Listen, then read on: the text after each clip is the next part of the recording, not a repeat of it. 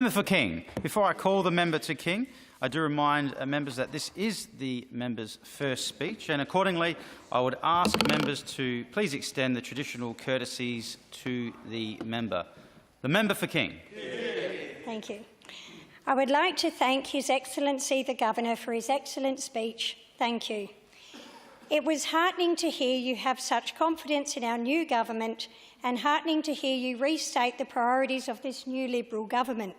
More jobs, lower costs and better government services for South Australians. Mr Speaker, warm congratulations on your election to the chair. You clearly demonstrate a deep community contribution, and I'm certain, Mr Speaker, that you will keep the members of this House focused on the best interests of South Australians. To our new ministers, parliamentary colleagues, my friends and family in the gallery, I am grateful to be elected as a servant and voice for my local community. I congratulate all new members and all re-elected members. It is evident to me that the recent election was won through hard work by the Liberal Party candidates and staff and by the candidates' commitment to engage and listen to the people of South Australia. In King, my campaign strategy was simple: to knock on doors personally, to ask my constituents what was most important to them. And then at night, I telephoned those people I couldn't catch at home. Knowing what matters most to my community is most important to me. I am proud of Premier Stephen Marshall and the Liberal members for demonstrating to South Australians that we care deeply about people and about a much better future for South Australians. It is such a great honour and privilege to stand here today as the first member for the new Northern Suburbs electorate of King. I pledge my commitment to my community to serve tirelessly and be a strong advocate for the people who live in King, no matter how they cast their vote in the March 2018 election. Parliamentary colleagues, listening to your address and reply speeches, I've been so thankful to learn more about your electorates and to hear about your journey to Parliament. Our journeys to this House have certainly been very different, and that will be our strength, as it will help us to better represent the diverse communities we serve. My community told me they want us to be respectful leaders in our community, and in this House they want us to find common ground and keep focused on what is good for South Australia. This is real leadership. Mr Speaker, I would like to take the opportunity to inform my colleagues and the electors of King who may read or listen to my speech about what I've learnt about the electorate of King. King is a new seat created by the redistribution in 2016 and was contested for the first time at the 2018 state election. King has over 27,000 electors. Many times during my door knocking, people looked surprised when I said I was the Liberal candidate for King. Many people had not heard they were living in King. I will be mindful in the future of the importance of communicating any electorate boundary changes to those impacted in my community. Many times during the 10 months of door knocking, I repeated the suburbs of the electorate of King and restated my view that King is the most beautiful electorate. King spreads north across a very large geographic area in the northeastern and northern suburbs. King's suburbs include Golden Grove, which for those of us who have lived locally for over 20 years proudly remember was once named the world's best suburb. Golden Grove is where our new King electorate office is now located. Also, King includes Greenwith, Salisbury Heights, part of Salisbury East, Salisbury Park, Hillbank, One Tree Hill, Yullaberry, Yadalunga, Bibbaringa, Gould Creek and part of Surrey Downs. King has a wonderful mixture of metro and rural living.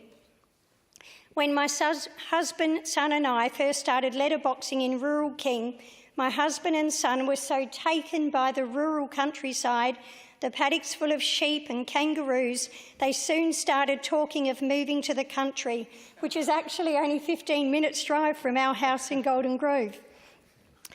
In autumn, many streets in King have stunning green, red and golden leaves on the beautiful tree-lined streets. King has oodles of natural habitat such as Cobbler Creek Recreation Park, Parawira Conservation Park and the Little Parra Reservoir. King also has sensational wineries, rambling creeks and rolling hills. And we're lucky to have many large popular recreational grounds such as the Currasbrook Park at Salisbury Park, Kites and Kestrel's Adventure Playground at Salisbury East, Joe Gapper Park at Hillbank, Tilly Reserve at Surrey Downs and Golden Fields at Golden Grove. King also has the most welcoming community. For example, while campaigning, I was invited by a lovely group of ladies that I met at the Old Spot Farmers Markets to join a walking group called the Walkie Talkies. These locals from across King meet each Sunday morning at the One Tree Hill General Diner at 8 a.m. and set off around different parts of the beautiful landscape of King. When we return, we have a coffee, we say hello to the locals who are heading in to the diner to pick up their Sunday papers and grab a bag of the most delicious, freshly baked rolls you'll ever try. And there are so many wonderful community volunteers and volunteer groups in King. I'm a member of the Golden Grove Lions Club, whose ethics I appreciate as they very much match my own values. Each meeting we read out and remind members of the ethics. An excerpt which particularly resonates with me is, always to bear in mind my obligations as a citizen to my nation, my state and my community, to aid others by giving my sympathy to those in distress, my aid to the weak and my substance to the needy, to be careful with my criticism and liberal with my praise, to build up and not destroy. In addition, I attend the Parra District Zonta events where a small but passionate group of women dedicate their time and resources to the advancement of women. At their recent handover meeting, an example of their good work was they handed over 29 handmade quilts to the Northern Domestic Violence Centre. I'm a member of the Friends of Cobbler Creek, who volunteer their time to preserve the Cobbler Creek Park for future generations to enjoy. We have so many community-focused individuals and groups who invest their time in our community. The most remarkable show of community spirit I've seen was during the Samson Flat bushfires. When my family were evacuated and safe at my parents' house, I went back to the evacuation centre and I commend all community members who worked together to help fight the fire to save people, houses, animals and habitat. I thank the local community and businesses for their generosity, and I thank everyone who's helped in the recovery efforts. King has many thriving community sporting clubs across all sports, including the Golden Grove Football Club, with Australia's biggest junior membership. Each club president I've met talks about their club's role in connecting our community members together, and they see their role as a community service. On Friday nights after my son's games at the Golden Grove Central District's Baseball Club, we certainly enjoy hanging with the other families to chat amongst ourselves in the club rooms after the games. Not all clubs in King have these facilities today to bring people together, and this is certainly an opportunity for us to help connect more community members and enhance our sense of community. King has an abundance of fascinating history, including many early settlers' ruins. I would like to see us find ways to signpost and communicate this history so everyone knows about it and it can't be forgotten. King is a stunningly, naturally beautiful electorate, and I can't imagine living anywhere else. During my time as a City of Tea Tree Gully councillor and during the state campaign, I found the people of King to be thoroughly decent, caring, compassionate and hardworking community members. Additionally, we have many capable, industrious business owners. While campaigning, I asked all residents and businesses the same question.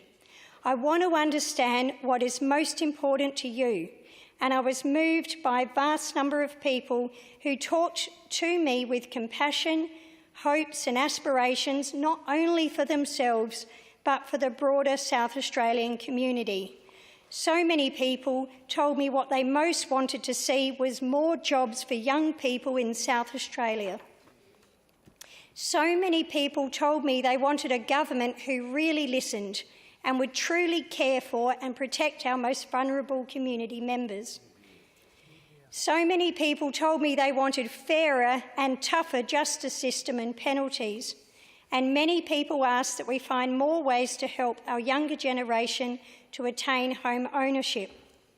Caring health professionals living in King invited me into their homes and spent considerable time explaining the vast challenges of our current health system. These health professionals told me their ideas to improve our SA health services at our local Lower McEwen and Modbury Hospital. I recorded these ideas and I've passed these ideas and their experiences on to our Health Minister. Likewise, people waiting for elective surgery expressed their frustration to me for how long they've been waiting. A man at Hillbank told me he's been waiting 6 years for an eye operation, another lady 5 years for a hip operation. These pensioners cannot afford private health care to speed up their operations. These waits are preventing these community members from living their best life possible. An elderly couple from Greenwith told me their recent story of how they had to rush to the hospital at 4:30 in the morning when the 94-year-old husband was in immense pain. Then they waited for 6 hours at Lower McEwen Hospital, and his wife told me she was petrified. The whole 6 hours because they were seated right next to a man in handcuffs who was under police arrest during the entire visit. My elderly resident was frightened this man was going to jump up and put his handcuffs around her neck. Sadly, they left the hospital in despair and went to see the doctor as they were still fourth in line to be seen after 6 hours. This is shameful. I am grateful people in King were open and honest with me about their frustrations, often starting a conversation with, "Oh, you don't want to hear what I have to say." And I said, "Yes, I do. That's exactly why I'm here." People told me they wanted the South Australian government to stop wasting public funds. They wanted greater transparency and increased accountability from our government. They told me they wanted a government who would prioritise jobs and growth and support, especially in the northern suburbs. Everybody raised skyrocketing and unaffordable electricity bills, rising council rates and cost of living as a key concern. Many people were so angry at rising council rates, questioning where councils are spending their money and questioning why their rate money was not being spent on footpaths, fixing broken curbs, cutting verges or surfacing roads. Pensioners described how they were battling to pay their electricity bills. While door knocking, one day on a 43-degree day, I met an elderly lady in Golden Grove who was absolutely petrified of putting a fan on in her sweltering home because she just could not afford the electricity bill. Her hands were red and swollen from the heat, and I recognised the swelling as I'd just taken my son to the doctors the day before for the same reason. She also had no telephone because she couldn't afford one, and I visited her last week to check on her, and she now has no TV as it's blown up. She was not complaining, she is accepting of her situation. I think a person who has contributed so much to our community and raised a family in South Australia deserves much better. And I also met couples in their 30s and 40s who told me they've got good jobs but they're still struggling to pay their bills. A school principal of an independent school told me they're having more parents withdraw students and more parents asking for fee repayment plans because of the struggling cost of living. Cost of living pressures in SA are impacting parents' choice of education for their children. Furthermore, the shift of students from independent schools to public schools could impact the capacity and effectiveness of our public schools. As a governing council member of the Golden Grove Primary School, I've witnessed this shift year on year in the past 3 years. Sadly, I met local King residents who had also sold their home because they had to move interstate to find jobs. I have a friend in King who's moved interstate to get work, and she's had to leave her teenage children behind with their father so as not to disrupt their lives. And people told me crime was an issue. I met people who had sold their homes because of reoccurring episodes of break-ins in their street. I gave out lots of neighbourhood watch bin stickers, and I've just received another box for my electorate office to give out to anxious residents. I regularly attend the neighbourhood watch meetings. I've monitored and communicated my concern over diminishing hours at police stations across the northern suburbs, whilst observing worrying trends in crime in my local area. I met countless small business owners who shared their frustration at rising costs, outdated regulation and unnecessary red tape. Business owners asked for lower costs, modern solutions and support. And parents of children with disabilities ask for more support so that their children can also live the best life possible in the future. And sadly, I came across people living in fear in our community. One day while door knocking, I approached a middle-aged woman in King in her very neat front garden. She was under a beautiful tree pruning when I introduced myself, and she said to me, "My husband thinks he controls me. He doesn't really, does he? We women do matter, don't we?" I said to her, "You matter very much to me." I asked what her husband does, and she said he was a police officer. I gave her my card and I told her I was running for this election because I want to help her, and I offered my support to her. I was speaking to another woman at her front door when a male voice aggressively yelled out from inside the house, "She doesn't want to talk to you," and the door slammed so loudly and violently shut that it shook the porch. In the past 12 months, I've met 3 different parents who told me their children had been sexually abused by other children while attending my local schools.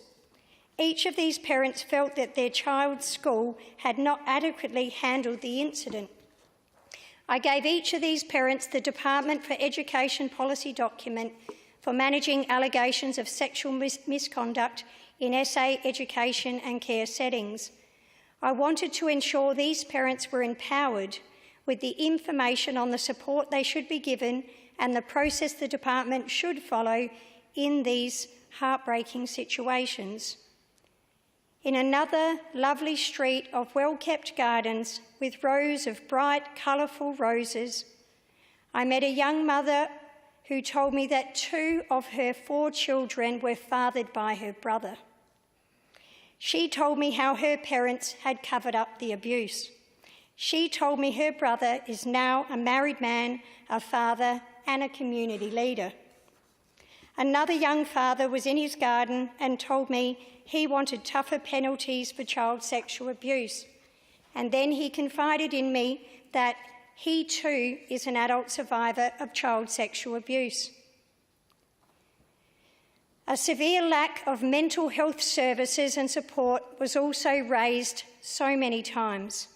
I met parents, police officers and nurses who all told me we desperately need more mental health service support in the northern suburbs. A nurse told me mental health patients have hung themselves in one of our local hospitals while waiting for help. One mother told me her family is on constant watch to stop their daughter committing suicide, and she is mortified that there is not adequate service support for struggling 16-year-olds in our community today. This mum needs to take all sharp instruments from their house to work every day. Her daughter is receiving texts from peers telling her to kill herself, and she's not going to school. Last week, a mother of a 15-year-old who had been raped at a party told me how hard they had struggled to find her daughter appropriate counselling and care because she was under 16. On a couple of other occasions, after listening to these upsetting stories from my constituents, I cried when I left their home, and I was just unable to knock on the next door. On these occasions, when I sat in my car collecting myself, I thanked my husband for taking my call and listening and reminding me that these stories were the reason we were fighting for a change of local representation and of state government. As Liberals, we believe good governments care for and support those who need help to get back on their feet and live the best life possible. I will work tirelessly with my colleagues to improve services for our community. I thank people in King for these open, honest discussions and for speaking up to me. I am inspired by your strength, bravery and your hope for a better and a safer South Australia. I've been thankful that so many King residents are coming to see me for help since the election. Every time someone asks for help, this warms my heart with the opportunity to help people living in King. So how did I end up here in the House of Assembly? I was born in Australia and I grew up in the northern suburbs and I attended great public schools. My late grandparents worked on wharfs and in factories. My mum and dad are in the gallery today and they are extremely hardworking. My dad is a skilled fitter and turner and a workaholic who finished up recently at Holden's, and even though he is 69, he has no plans to retire. Yeah. And likewise, I do not remember a time when my mum wasn't working throughout my childhood. She only recently retired from the South Australian Police Force. Working hard and providing for our families is in our DNA. My mum has always spoken her mind, a trait I think that has rubbed off on me.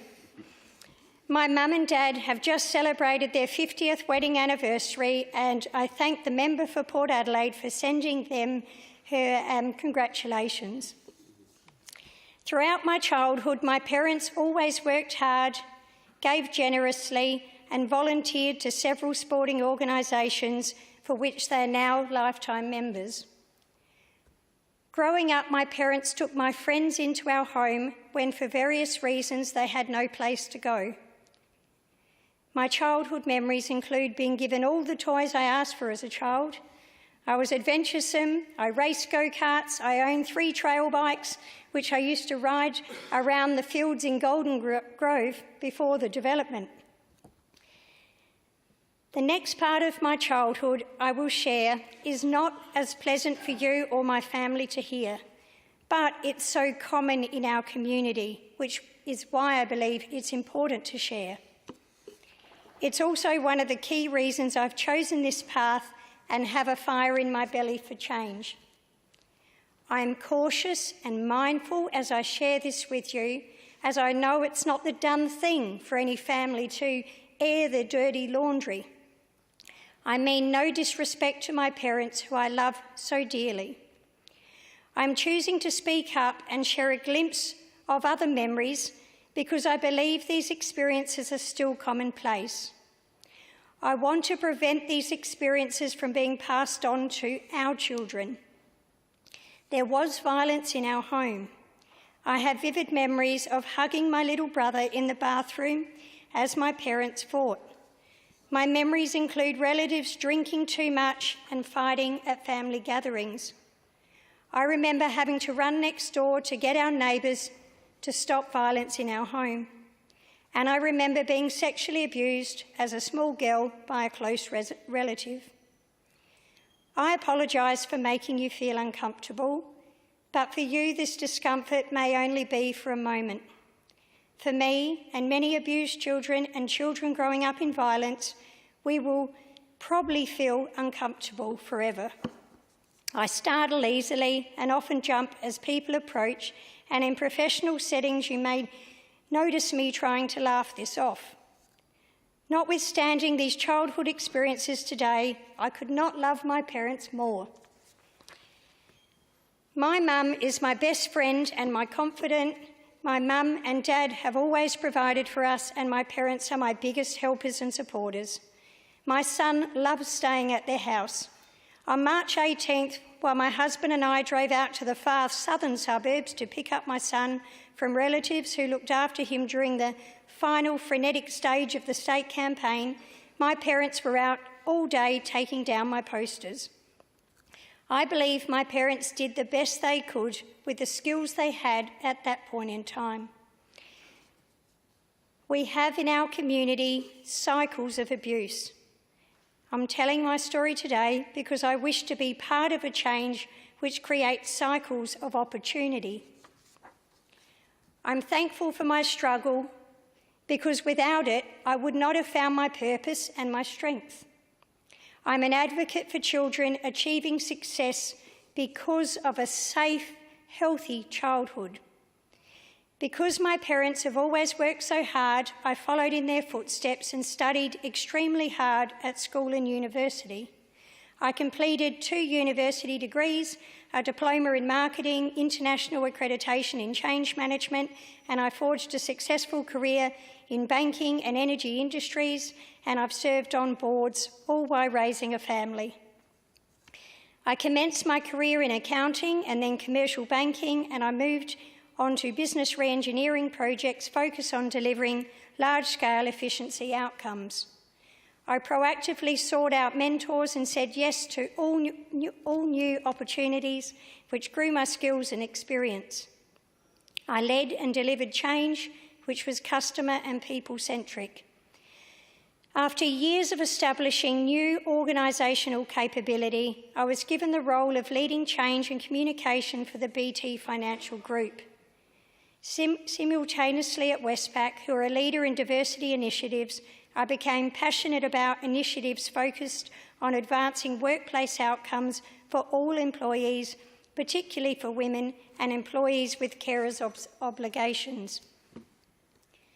I put my hand up for the opportunity to chair an employee action group for whose goal was to mainstream workplace flexibility initiatives across the Westpac Group for over 36,000 employees. I chaired this group while doing my day job, leading change nationally. We made great progress in listening to employees, leading cultural change and negotiating solutions which both work for the business and the employees. Personally, I believe there is more we must do to support men and women to work flexibly. Our family's experience has that it can be difficult for men to access the flexibility in the workplace so they can play a partnership role in raising their family if they choose to. My husband chose to resign from his full-time job last week so he can be available for the drop-off and pick-up of our son from school while I'm in Parliament. I thank him for his dedication and tremendous support of me and his shared ambition to create a safer community. Yeah. In my 40s, my career at Westpac took a powerful and purposeful change in direction following an executive coaching session with a man called Kamal Sama. He insistently asked me what I wanted to do next in Westpac, and I repeatedly answered, I just want to help people. And then he asked me what really pees me off, using a less polite term, and I surprised myself by answering children being hurt. In my 40s, my more unsettling childhood memories had begun to bubble to the surface. Weirdly enough, at the same time, my mum found my childhood diaries, and when I read through these, my mind brought back memories I'd forgotten for a very long time. In my mid-40s, I said, me too. While still working hard in banking, I completed my own research into the prevalence of child abuse and neglect in Australia. I became absolutely outraged by South Australia's child protection failures. With report after report, inquiry after inquiry, with little action implemented. To create awareness of the risks to children in our community, I designed and delivered a Keeping Children Safe Wellbeing presentation for the Westpac employees and delivered these across Adelaide and Sydney with the help of an organisation called Childwise. I reached out to learn from and collaborate with child protection professionals and advocates across Australia, and I consulted a counsellor specialising in child sexual abuse to better understand the impacts of my own childhood abuse. One of those impacts was working so hard that I had little time to feel and think about what could be troubling me inside. Shutting off your own feelings also means you close yourself off to others. I feel so much more now since the counselling. The counselling service provider, Uniting Communities, then invited me to tell my story at a launch of a handbook for survivors of child sexual abuse. I've told my story many times now, and every time I tell my story about child sexual abuse, people come up to me afterwards and say, "Me too." Importantly, in 2013, I chose to dedicate the next stage of my career to serving the South Australian community and finding a way to help make South Australia the safest place for children to be raised. I sought out a meeting with Minister David Busoni before the 2014 election, and I asked him what he would do to make South Australia safer, and he said to me, "What will you do?" And here I am, with the blessing and support of the party, its members, my family and my community. Thank you to David for your question that day and for your ongoing counsel ever since. Family, domestic and sexual violence is a major health and welfare issue. It occurs across all ages, socio-economic and demographic groups. Violence costs our community billions of dollars, and it may just rob people of the chance to live their best life possible. The statistics for domestic violence are alarming. 1 in 4 women and 1 in 6 men report emotional abuse by a partner. 1 in 6 women and 1 in 17 men have experienced physical violence by a partner. In 2018, Anne Rose reported that women who as children witnessed partner violence against their parent were more than twice as likely to be subjected to partner violence themselves. In Australia, White Ribbon tell us 1 in 4 children are exposed to domestic violence. 1 in 4. Mr. Speaker, I am passionate about, number 1, South Australia implementing early years interventions to break the cycles of abuse, and 2, children being heard in matters where their safety is in question. Mr. Speaker, I believe it is essential to help us achieve a substantial and sustained reduction in child abuse and neglect in South Australia.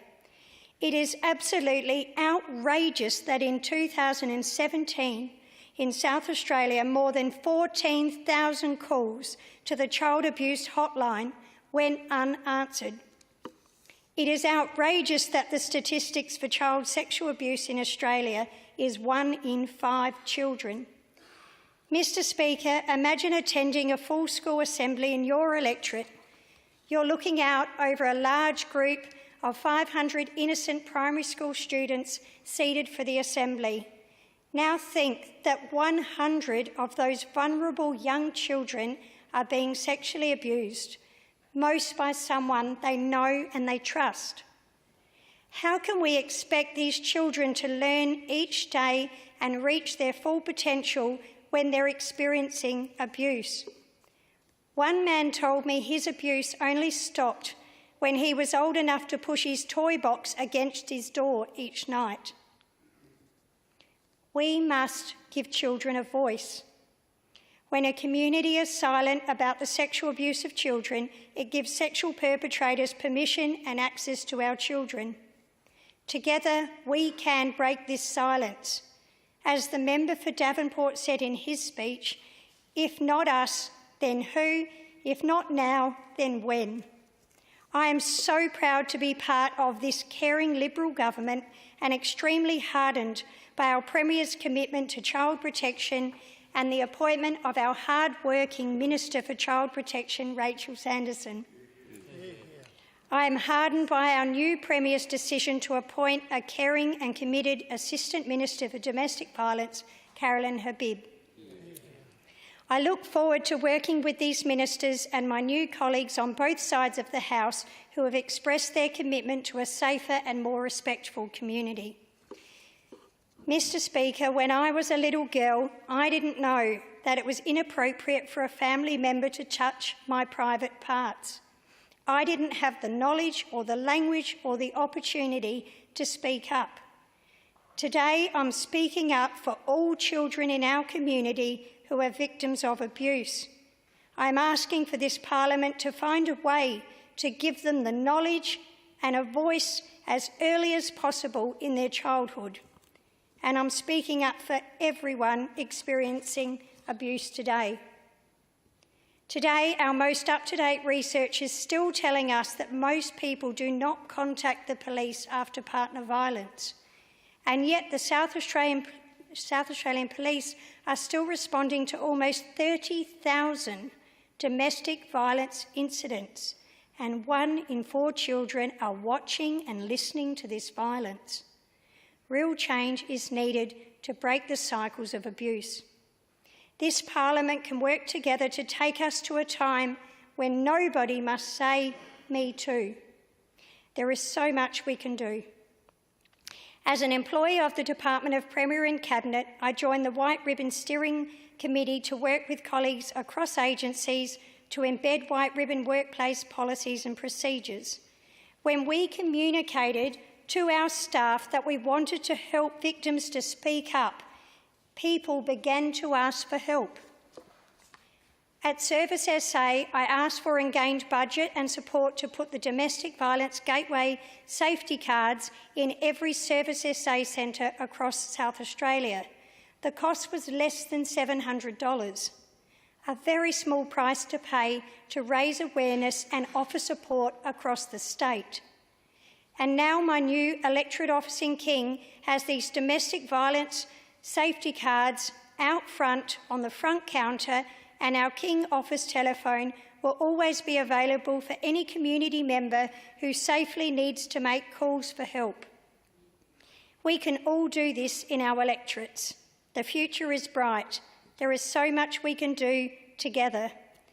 I believe, having heard your speeches in Parliament, that we are the change that the community have been waiting for. The time is now. And what I'll now touch on is the many thanks that I have to say. My election to Parliament was made possible by the efforts of many people who stood with me to advocate a better, safer future. I would like to thank my wonderful family, my dad Ken Hannam, my mum Maria Hannam, my husband Ian Soper. My husband is just as passionate as me about a better future for our children in South Australia. He worked extremely hard to support the campaign and help me earn the trust of King electors. I thank my beautiful, smart and hard-working 22-year-old daughter, Brooke Luethen, who is currently in her last year of uni.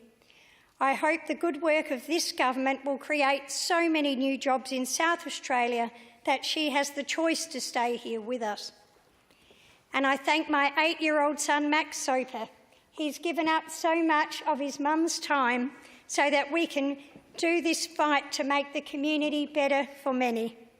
On his last report card, his teacher wrote, "He is one of the most caring children in his class." I tell him this is one of the most important values, to care deeply for other people, and it seems to be rubbing off. And thank you to my brother Brian. Thank you for helping us on polling day. During the campaign, we were fortunate to attract many new friends, also passionate about South Australia's future.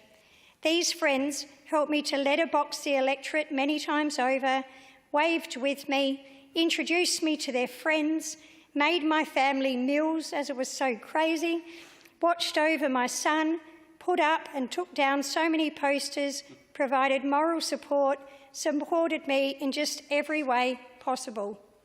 I am grateful to many people, and I'm grateful especially to a small group whose efforts went above and beyond and who were a constant support and generous.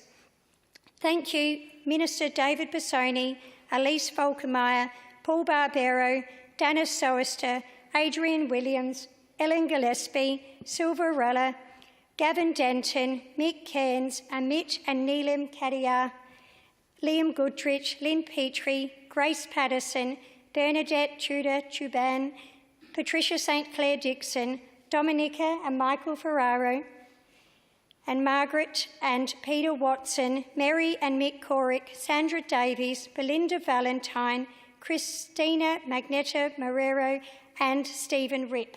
Thank you all so much. Furthermore, I wish to thank the Liberal Party. As members of the King community presented to me their concerns and their aspirations, you made it so easy for me to offer our well-considered policies and plans to demonstrate we were listening, we were ready to govern, and we were ready to deliver real change. Thank you to the Premier Stephen Marshall. Your hard work, focus and discipline is a constant source of inspiration.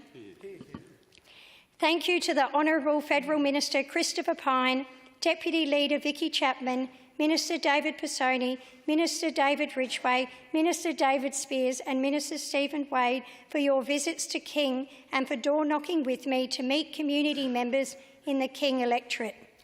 Thank you to my co-councillor Bernie Keane in the Padare Ward, City of Tea Tree Gully, for his support and mentoring along the way. And thank you to the staff at the City of Salisbury, Tea Tree Gully and Playford, who actioned so many council requests for me as I worked my way around the electorate. My biggest thanks and heartfelt gratitude goes to every person and business owner who opened their door, took my calls, waved, honked, signed a petition and finally voted for me to be standing here today. Thank you. I reiterate, to those people in King, I reiterate I have listened and recorded your priorities which you communicated to me during the campaign. These include delivering more jobs, better services and lower costs of living. Additionally, more locally, finally fixing Golden Grove Road. Locals raised this to me when I first door-knocked for council, and it took me 3 years of lobbying and petitioning to gain the commitment from government to fix this road. Thank you to everyone who signed and honked for this change. And we promised also to add a slip lane into Skyline Drive. Thank you to Hillbank residents for signing the petition. We are committed to fixing Sadna car parking, which will benefit so many people who visit the South Australian District Netball Association courts at Golden Grove and to the residents who live around it. We will be investing in Mowbray Hospital, which will provide better services for every resident of King, and it will also take the pressure off Lowell McEwen. And finally, we will deliver more car parks at Golden Grove Park and Ride so more people can easily use public transport. We will deliver for the people of King. As a Liberal, I'm committed to building the capacity of the South Australian community. I'm committed to a South Australia where every individual can live their best life possible. I'm here to help you, your family and your business. I am your servant. Your challenges and your aspirations are my priority. Lastly today, I wish to touch on one last opportunity for our community. Mr. Speaker, I ask for colleagues and anyone listening to my speech to reflect on the aim that our House of Assembly is meant to be a representative body for our South Australian community. The government's decisions and policies shape the quality of lives in our community. I argue that since women know their situation best, they should participate equally to have their perspective and life experience incorporated. It seems intuitive that there are just some issues that are more important to women and affect them more. I believe women's collective life experience as women is very important. Women were granted the right to stand for Parliament in 1894 in South Australia. It took another 65 years until 1959 for Joyce Steele to be elected to the South Australian House of Assembly. On December 18th, 2019, South Australia will celebrate 125 years since the passage of a bill granting women the right to vote and to stand for Parliament. The campaign to gain public support for women's suffrage was a collective effort. With the local government elections coming up later this year, I urge women to consider running for council. And I ask our community to consider who they vote for in the elections and if this will help elect a representative body. When I was elected to local government in 2014, I said to another elected member that had been there for a very long time that I thought the 15% female representation at our council was too low. I said I would like to encourage more women to run in 2018, and the elected member replied to me, "Don't let the boys know you're trying to take their jobs away." "Deeds, not words," said Emmeline Pankhurst. "It is my position, it's time for change." Mr Speaker, thank you for this opportunity to speak, and thank you to the people in King for the opportunity to serve.